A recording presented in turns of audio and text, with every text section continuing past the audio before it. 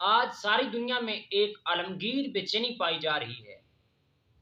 جہاں آپ جائیں گے، جس شہر میں جائیں گے، جس ملک میں جائیں گے، جہاں آپ جائیں گے وہاں بدامنی نظر آ رہی ہے، سکون نہیں ملتا۔ ہر شخص سکون کو ڈھونڈنے کے لیے کوششیں کر رہا ہے اپنے اپنے طور پہ، سکون کی تلاش میں سرگرداں ہے، مگر سکون نہیں ملتا۔ انسانوں نے سکون کی تلاش میں مختلف مشاغل اپنائے ہوئے ہیں۔ کچھ ایسے لوگ ہیں کہ جو سکون کی تلاش میں کمپیوٹر گیمیں کھیلتے ہیں، کچھ ایسے لوگ ہیں جو فلمیں ڈرامے دیکھتے ہیں، کچھ ایسے لوگ ہیں جو کرکٹ گیمیں کھیلتے ہیں، اپنے اپنے انداز میں مختلف مشاغل اپنائے ہوئے ہیں کہ ہمیں سکون مل جائے، مگر سکون نہیں ملتا۔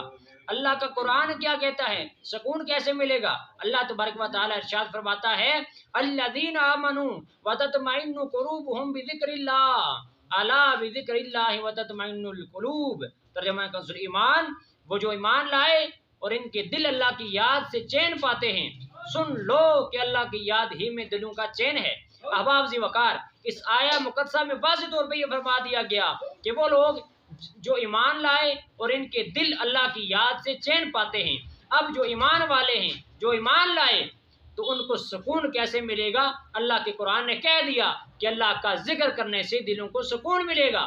تو احباب ذی وقار، ہمیں بھی چاہیے کہ ہم اگر سکون چاہتے ہیں، ہم یہ چاہتے ہیں ہماری زندگی میں برکت آ جائے، سکون آ جائے، تو ہمیں چاہیے کہ ہمارا اکثر وقت ذکر اللہ میں گزرے، نبی علیہ الصلوۃ والسلام پہ درود پاک پڑھنے میں گزرے۔